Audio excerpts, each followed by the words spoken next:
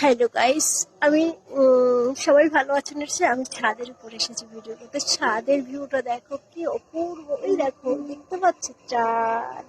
চাঁদ বাবা উঁকি মারছে আমার মাথার উপরে। দেখো, এসো এই পূর্ণিমা রাতে চাঁদেরই জ্যোৎস্না মেখে যায়, বসো এই ঝাপডালিটাতে প্রেমেরই গল্প শোনাই।